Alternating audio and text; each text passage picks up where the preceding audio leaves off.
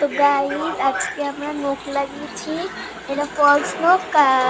কাল পরশু দিন তারপরে জামা ষষ্ঠী, তার জন্য এই নখটা লাগানো। তো এই নখটা যাওয়ার জন্য লাগানো।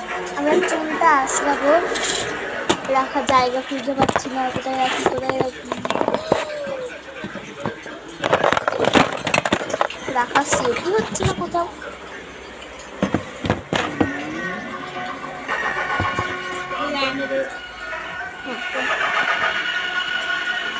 এখন চুলটা আসেনি, তারপর তো দেখবো, কথা বলা হবে তারপরে।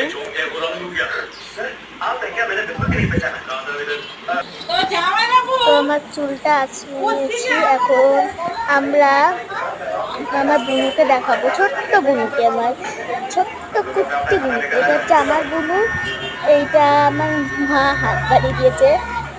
তো আমার মা হাত বাড়িয়ে দিচ্ছে কেন জানি না।